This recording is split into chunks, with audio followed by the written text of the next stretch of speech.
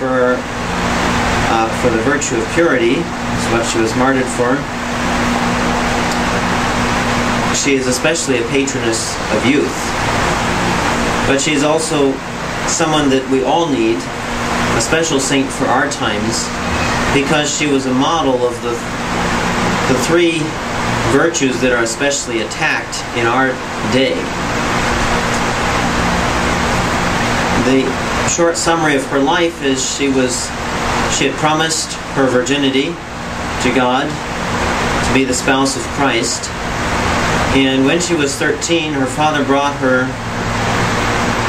for a meeting that her father had with the Emperor Diocletian. Diocletian was threatening a war on her father's state in Greece.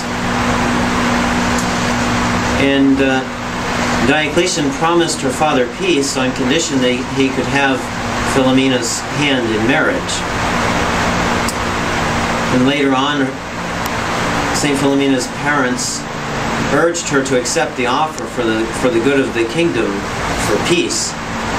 But she steadfastly turned down that, saying she has to be faithful to her promise to Christ. The mother appeared to her and said she would have only 3 more days to suffer, and then her trial would be at an end.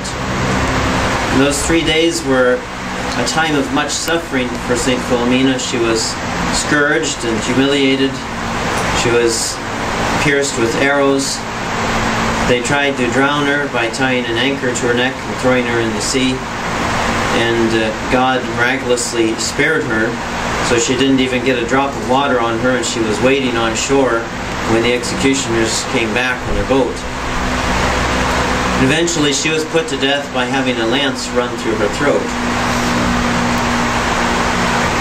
As we see from her life, she gave us an example of a strong faith, an example of a wonderful purity, and also an example of a very generous love for God. And those are the 3 things that are so lacking in our day. You see, the faith is attacked on all sides in order to make us grow weak in the faith, or even to give up the faith. And we all know very well how much the virtue of purity is attacked in our day.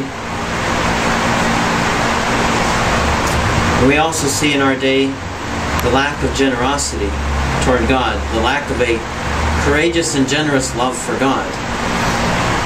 How many people are absorbed in the things of the world, and if they give God any thought, it's just sort of an afterthought. They want to give God just enough thought so that they hope they won't lose their soul. So I'd like to encourage all of us, if you don't have a devotion to St. Philomena, I would encourage you to try and pray to her. Her name, Philomena, means daughter of light, because of the gift of the light of faith. We should pray to her that she may intercede for us, that we have a strong faith and a strong purity like she had, and that we love God with a generous love.